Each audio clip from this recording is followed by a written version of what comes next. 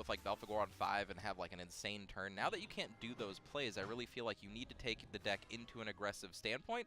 Otherwise, you're just going to do what we've seen these Vengeance Blood decks do, and that's just kind of be like really not powerful mid-range decks. Like they just don't have cards that have high attack values. Also interesting to note and remember that Crumsion's deck is this neutral blood deck with this top end, right? And I think that has a huge edge over the Vengeance Blood deck. I feel like because it doesn't need to put itself into Vengeance and it has consistent damage and better cards in the deck, that it has a distinct advantage. The big thing in these kind of matchups always is when you're playing an aggressive deck against Vengeance Blood or you're playing a deck that has aggressive options, the actual game plan becomes, how long can I wait to force the other opponent to put themselves into Vengeance and then go? And when you're playing this kind of neutral blood type deck, you can kind of just sit and stall and wait for your opponent to do the work for you and then play out all your options to close it out. For example, like something like Spawn of the Abyss, you wait for your opponent to put them at 10, and then you just swing for the win. Speak of the devil. And yeah, I think you're absolutely right. Like, you can go wide, you can just clear board. You don't have to do anything aggressive against these Vengeance Blood decks, because if you don't, they can't beat you. There's, like, nothing that they're doing that's really scary. And if you don't make their Emeraldas turn live, if you don't make their endgame any good, Dark Generals, you can literally just sit, and if you're playing a deck like Crumsion, you get your Spawn out, you get your Israfel out, you get all these endgame things out that they just can't deal with anyway. Yeah. All right, the Savage Wolf is trying to get started on that game plan, and every little bit helps. And I think this is really a race. Sabrura is a big card. Happy Pig is actually an incredibly big card in my eyes because it can evolve over these low-cost followers, and the fact that it heals you back almost negates another follower on its own, right? Ooh, that's a really nice Hungering Horde there, but of course Baphomet replacing itself, not the biggest of value for that Hungering Horde. Does get some things off the board, though. Plus, Arthur, we were talking a little bit about this before the cast. Happy Pig versus Unica, what's better? Well, we talked about, I feel like in most practical situations, Happy Pig actually ends up on top. You typically only get about one heal, if any, off of Unica. And Happy Pig happens immediately, right? There's no situation where you play the Happy Pig and then you don't get the heal. That's true. Because you just force it to happen. Plus, on Evolve, you get to get the 3 heal immediately, which is way more than Unica's going to do in that situation. Yeah. And like you mentioned, the only time is really kind of a Sybil-esque situation where that Unica happens to survive, but that happens so infrequently. The funny thing is like when you first see Happy Pig, it's like, okay, this is the newer version of Unica because Unica rotated out because Unica was too strong and we needed the cards to be a little bit. But I think Happy Pig's better. I mean, not only that, but I mean, just look at it, right? Yeah. No, Tech Guy, you had it on there, okay? Yeah. Keep it on there. Sabrura is very beautiful, but Happy Pig is so wholesome. Yeah, so wholesome, and just the best art in Shadowverse. I love it. Yeah. Happy Pig. Gotta get more of that Happy Look Pig. at the options, too, for Trickster's deck here. Like, this turn does not feel good in any way, shape, or fashion. Like, do you just jam Big Nose in with Hungering Horde and then just pass? I mean, do you play the Lyriel out into an empty board and evolve it to get 1 damage in? Yeah. Just a very ineffective hand, I think. Yeah. And every turn you pass is a turn closer to Abyss, and every turn you don't force Crumsion to evolve, this Spawn of the Abyss is going to hit for a lot. And he can even play the game plan where he just puts the Spawn of the Abyss down and just keeps passing and stalling out without swinging until he knows he can just destroy you. Well, yeah, think about the ways that we see in hand right now for Crumsion to end the game. They all deal 10+ damage. So you don't actually need to get them to Vengeance before you actually finish the game out. Yeah. Yeah. This is just going to be rough for Trickster the entire game, I feel like, especially because of these next 2 turns. There's just nothing going on. Evolves a Goblin. That's just... I guess he's going face. He's just trying to get damage in. Which is probably the next best move if there's no actual good response. It's very fair. And this is just going to start getting out card advantage every single turn moving forward here. Oh, didn't roll the 4. Didn't roll the 4 this time. Phantom Cat doesn't always deal 4, guys. Okay? You've seen it here. Yeah. And now this is just board taken back over. And, yeah, from this point on... I would go for the value here. Try to maintain. 100%. Yeah. 100% you value trade.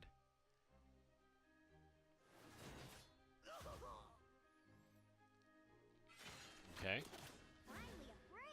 Keeping that Phantom Cat at 4 defense, very important. Very important. And yeah, just not a good way. Like, he's going to have to play Urias and Evolve if he doesn't want to take 7. I guess he could raise Recall and Hungering Horde the Phantom Cat. Which, again, feels terrible. It's just not a good way. I think you have to, like, Hungering Horde the Sabur and then evolve the Urias or something.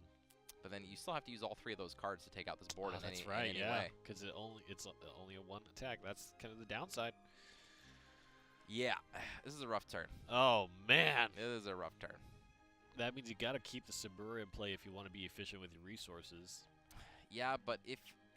okay, so I think the actual play here, if you want to try to win this game, is you Hungering Horde the Sabrewer, you play the Urias, and you pass. The reason I say that is because your opponent puts you at 11 on the attack back, and then you can raise Reclaw into a possible top deck, or you can play an Emeralda. I would agree with that. You have to look at that that health pool before you get to 10 as something that you spend. The only scary thing is, again, there are ways for Crumsion to set up a lethal situation when you're at lower and then defense. Playing the Urias into this type of board position, though, is just like... Because he can just attack the Sabrewer into it. You get no value out of that card. It's like you literally just discarded it. Or actually, you paid 2 play points to heal 2, essentially. And deal 1 damage to the Sabrewer, which is definitely not a good use of your cards. But yeah, we talked about this earlier. Crumsion almost feels like he's playing Control Blood at this point with the options he has. It's the Trickster. way that it works against Vengeance Blood. Like, in this matchup, it's almost like how long can you wait for your opponent to do the damage for you? And yeah, we're getting to the point where Emeraldas are online. Oh, man. Israfils are coming up. Happy Pigs every turn. So Brewers, just so much healing. You can't activate the Emeraldas. You can't even play the Emeralda here. Just gotta pass. Yeah. Wow. And now the Spawn of the Abyss is just gonna come down. And that's basically the nail in the coffin. I don't know if there's even a way to get... Yeah, pop your opponent literally to 12 here. He's here! Spawn of the Abyss. I feel like there's a lot of talk about this card, but we barely got to see it even at the height of its strength. Yeah. And then you just evolve it, and it deals 13 by itself. Yep. Yeah. Yeah. Trickster. Those magic tricks not coming in so handy now, are they? Oh, man. Crumsion getting an early lead here, and so he's going to have to lean on his Dragoncraft deck. So what do we learn today, guys? No more Vengeance Blood. No more Mid-Shadow. Just don't do it. Yeah, 2 of those decks were in Trickster's lineup. I don't like them. I don't like them. Yep. Ambush. Ambush is very, very good. PSA, play Havencraft. Okay, just do it. Havencraft has very, very nice options. We've always gone back and forth about Havencraft. Like, it always does well enough, but it never really, like, takes the top. But we've been seeing Havencraft perform so well, and the fact that so little people are playing it nowadays is kind of confusing. Even in not Summit Temple, like, perfectly modified, what I think is the best type of Havencraft deck right now, in the form of what Auto Aim is playing, got him all the way to the finals. Didn't lose a single match today. Oh, what are you doing? He's playing the Israfil? Wow, Crumsion. Just getting all the damage in. Yeah, it's taking it to the limit. Oh, Trickster giving him the golf clap. Yeah. Nice. Nice. He still has the opportunity to come back and make it happen. Of course it is against Dragoncraft now, which I think is far more susceptible to a strong early game curve. Both of these decks can beat Dragoncraft.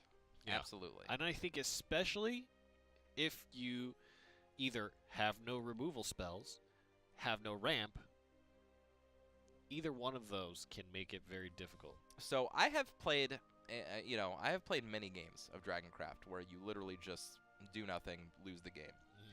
I don't know if it's ever happened to me 2 times in a row. Which is going to be a problem. Yeah, like you play ladder all day, it's going to happen to you a couple times that day. And by a couple, I mean more than a couple. It's probably going to happen several times that day where you just can't do anything against what your opponent's doing. But back-to-back, I don't know if I've ever gotten so just... And of course, that can happen. It's not like the odds are not there, but yeah, it's rough in my mind to really feel like Dragoncraft is going to, just kind of brick out on you 2 times in a row. Trickster is thinking about it a little bit. He's done so well today. He's gotten very, very far in the tournament. One of the final 3 players, but at this point, he's having to fight against Crumsion and might be removed from the tournament here. Yeah. In the second to last Open qualifier in the Shadowverse Open for North America, Trickster is bringing the class. All right, so we get to see Shadowcraft against Dragoncraft. Okay. Oh, wow, sending them all back as Crumsion, looking for those cheap effects, getting an Oracle. So, wow, okay, so he's playing Shadow. This Lightning Blast might actually be a little not good. A little not good, yes. Yeah. Yep. Has the Dread Sea, and again, we see how dangerous it is for Dragoncraft to hit its top end. It just closes the game out as soon as you hit 10, right? Mm-hmm. Definitely has the power to, and like the people playing the Tilting at Windmills deck today, almost all of them know exactly when they have lethal in their hand. Yeah. By saying what I mean by almost all of them is all of them have done it immediately as soon as they've had it, which is awesome to see. Ugh. Yep. Like it keeps increasing my internal worth of Tilting at Windmills. Before I thought it was really good. Now I'm just like, what are you supposed to do? What are you supposed to do when they get all the cards in their hand? Mm-hmm. He's ramping.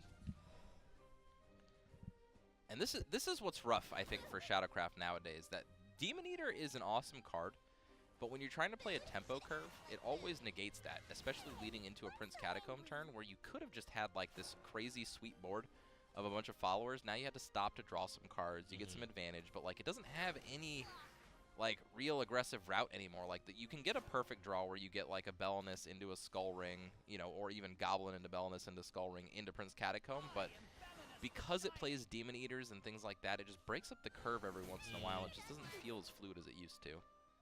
Yeah, I would really have to agree with that. Demon Eaters seems like it hasn't been quite as playable. I mean, it's been so rare that we've actually seen it used on things like skeletons that have just swung face or something like that. Yeah. It's not, I mean, it's still good with Lurching Corpse and you know, things like that, but now that Thane's also gone, you know what I mean? Like, it doesn't cost 7, so you can't get the combo off on turn 9 or anytime relevant anymore, and you're already doing something on turn 10 with Aisha and things like that. I mean, like, it's not like it's a bad card. It's not like I would cut it. It's just, I think Shadowcraft, to be better, needs to just have a better solid curve like it used to. Like, more 2 drops, more 3 drops. Just things to do. All right. Well, I mean, there's no other play than to just Catacomb. Yeah. Ugh. We've seen that so often. Prince Catacomb for 1 or 2 things in play, and that's about it. There's no good thing to evolve. Okay. Going for it. Yeah. I feel like Trickster's, with his pose right now, he's probably feeling like not really getting good draws with either of my decks right now. Not feeling too hot about this. I need to take every advantage I can. I'm just going to play an aggressive line this game and hope it gets there. Nothing feels good. Yeah, thinking about it, though. Now, if he expects a Sybil or a Fervor, I think the Aisha is actually a fine play here. And that would make sense to me as to why he evolved the Demon Eater. If he plays the Prince Catacomb, a little bit less so on the evolve, but... Okay. So that's a play. This might be a Lightning Blast turn. This is a mighty fine Lightning Blast turn. Yeah. Take out an Evolve follower, get rid of the 1/1. Don't mind it at all.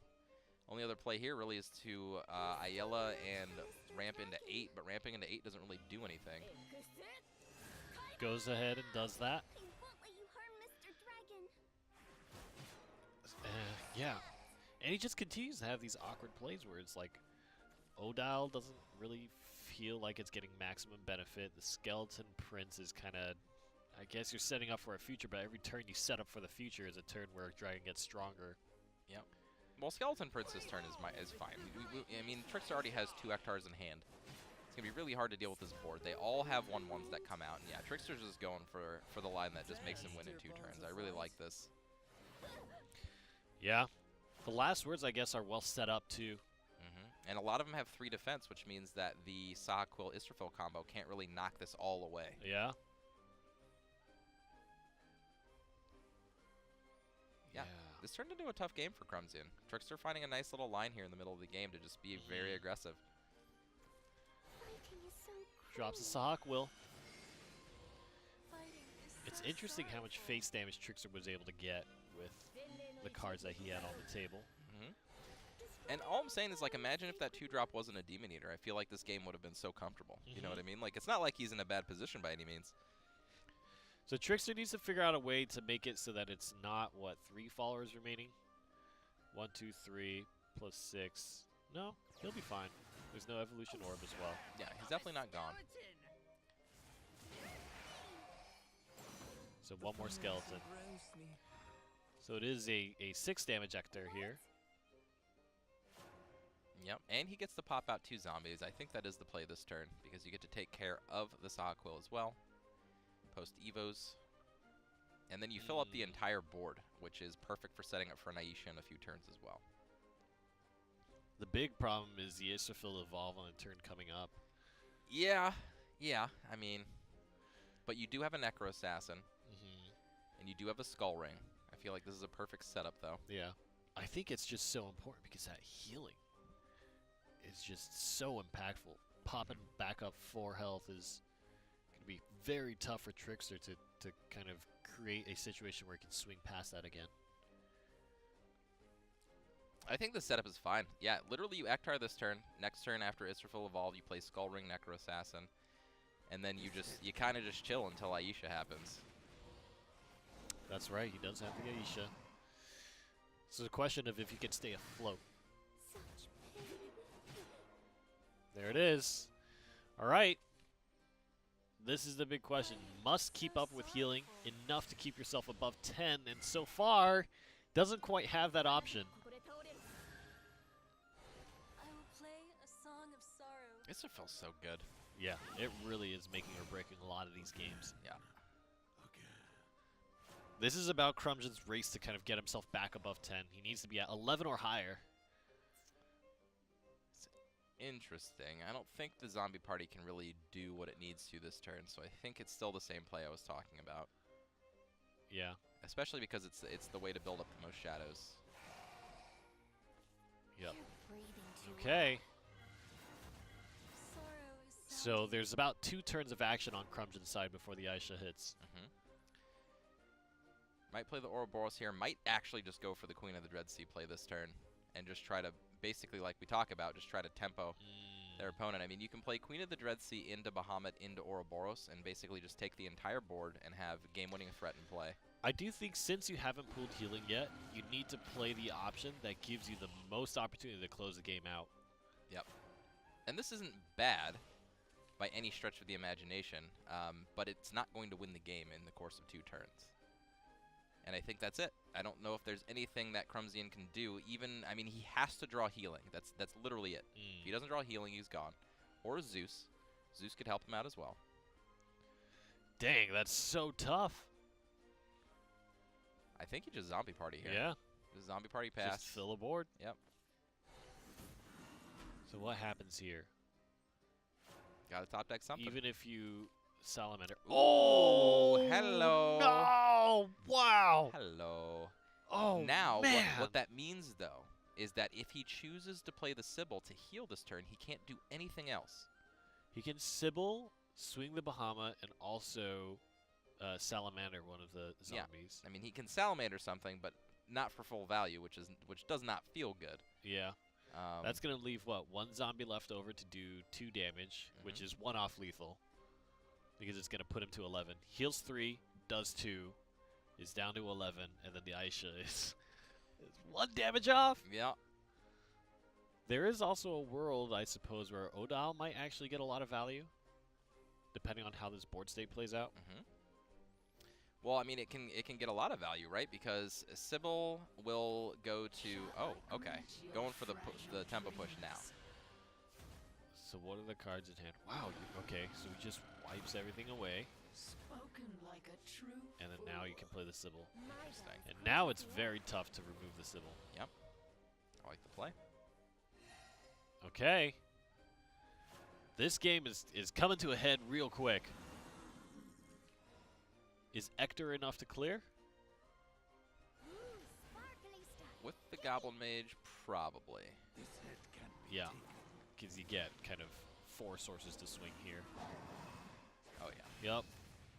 And now it's just off the top. I mean, that's pretty much how Crumsion's been living this game anyway. Yep. Oh, man. Mid-Shadow has come this far, was able to dilly-dally until this point. Yeah. Okay. Oh, God! All right. Not what you're looking for. He still has to build 2 shadows before the Aisha can... Oh, man. Okay. Well, Aisha doesn't even need to, because Aisha can storm actually just for 10. storm, yep. Yeah. So, I mean, And I think this is it. With the second one, yeah, you just play this one, storm it, deal 10, pass, win next turn. Plus, if a Bahamut happens, then you're back to 10 shadows anyway. So, like, there's just, there's no way. Yep. It has to be, I suppose, I think even a Zeus would not be enough. Nope. Yeah. Zeus would get answered by what's in play, and then the second Aisha wins. Oh, my God, that's... yeah. Nope, there's no way. No. Crumsion taking the loss, which means Trickster is going to bring it back to the 1-1 scoreline. And Vengeance Blood gets to try out against Dragon yet again. Yeah. Dragon is in such an interesting place right now, I feel like. Yeah. It might need to... I mean, I don't know what its kind of draw options are. I don't know if this is a low-roll situation for Crumsion. No. I really feel like people who play Dragon are too timid, and I think this goes unilaterally for every single Dragoncraft player I've seen on the competitive scene today. They do not do the big options fast enough. I really feel like if he would have played the Queen of the Dread Sea even a turn earlier, he could have won that game. You know what I mean? Like, they just don't take advantage of getting to 10 play points and then just doing something crazy. They just don't do it. And it hurts me a little inside.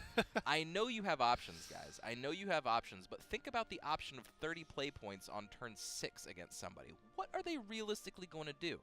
Even if they answer 2 of your threats, you still have an Ouroboros left over. You still have an Israfil left over or something. They cannot deal with that. Think about how Daria wins. It wins by playing this one turn even all the way up till turn 7, 8, 9 and just floods it with some big followers. And these big followers are 4/4s and 5/5s. Dragoncraft's putting in 8/8s and 7/7s. You know what I mean? Like, just crazy big followers. Just do it. A lot of ways for Dragoncraft to take advantage of the fact that it's ramping. Okay. See, looking for that ramp, doesn't get any of it. Ouch. Always feels good to have some removal in hand, though. Those Blazing Breaths and Breath of the Salamanders are a breath of fresh air, for lack of a better term. The Salamander Breath should be the new chewing gum flavor? For what? To keep your breath fresh. Breath of the Salamander. Yeah. Do you think salamanders have fresh breath? I mean, it keeps your hand fresh, keeps you feeling fresh. Yes. There's something about it. There is something about it. That is true. Okay, so he got into the Oracle, was able to remove on turn 1. We've seen what damage Spiderweb Imp can do. Yep, and the Belphegor is there for turn 4 on the play. I can't imagine Trickster would not do that, especially against a Dragoncraft deck. And this is a race. I think things are very well geared towards Trickster. He is on the play, has a Savage Wolf, has the Belphegor. And he needs to go, because if tilting reaches that turn 10, it could just be over. I honestly think the Savage Wolf draw, even something that slight, is enough to just win this game. Like, Trickster didn't have like a very board positive turn 3, just Illyrial. Savage Wolf increases that clock so much. I don't think you guys can even understand. I think that was a draw to win this game. Yep. Oh, man. And the Razor Claw here on top. And nothing to play next turn for Crumsion. Nothing. Yeah. He needs something huge. And even you know, if it's a Draconic Fervor, that doesn't feel good. If it's a Sybil, that doesn't feel good. Doesn't feel very good. Let's see. Perfect draw next turn would be a Pure-Hearted Singer into an Ayala.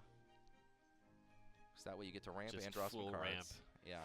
Just try to race until some kind of Israfil, but there's 4 defense followers on the board. It's rough. That's not bad. It's not bad.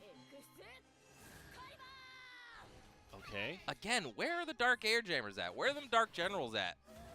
Where they at? There's 4, possibly 6. I don't think you evolve with that thing on the board. Not with a ward to protect it. However, there is a Hungering Horde in hand. Yeah. So you're fine to evolve Hungering Horde. And Lyriel?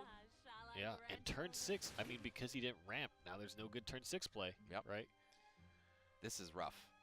I mean, of course Trickster doesn't know this, but I mean, if there is a hard pass on turn 6, there is no chance Crumsion wins this game. Yeah, he needs to have something. There are even health levels now. What does he even have to play at turn 6? I mean, he's got a lightning blast to deal with his Belphegor. Yes! Oh, no! Yes! What the heck? There we go. See? I know these things. He's still in a lot of trouble, though. Of course, of course. I mean, you just play another I Belphegor mean, this here. is, what, 5 damage with the evolved Lyriel. I like this. Baphomet into Belphegor basically gets you higher chances to draw things like Razor Claw. I think this is fine. I mean, you play the Urias, I suppose. You can play the Urias and the Razor Claw. Nah. You get in there with the Belphegor. You ensure that win next turn. Okay, yeah. Just gave more and more options. Okay. 3, 6, 2, 3. Needs to full board clear, which requires an evolution on the Sahakul. So can full board clear. We've got 4 damage in the hand right now for Trickster. Yeah, 1, 2, 3, 4. Technically 5 if you include the next turn Angel of the Word, but of course we know that See, can I change. feel like Urias would have just closed the game out, right?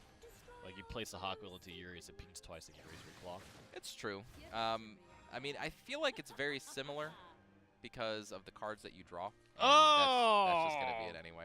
Gosh, Trickster is able to do it. Wow. I mean, this is the exact opposite of what happened last time, right? With Jordude. Yep. Where Jordude kind of skipped the turn and just was too slow. Yeah, didn't play the Belphegor on 4, and I cannot stress to you enough. And this goes for Dragoncraft players, Vengeance Blood players. When you do not play your options on the turn that they are at their best on, you literally give your opponent extra turns in the game, and it's the easiest way to lose a game is if you give your opponent extra turns. How do you feel about the mulligan? I think he threw away a Pure Hearted, a Sybil, and a Tilting. I think he should keep the Sybil. Don't ever mulligan Sybil. Yeah. As a Dragoncraft player, ever. Because what is the card when you're playing against Dragoncraft and when you're playing Dragoncraft that you want to see hit play more than any other card in your deck in multiples?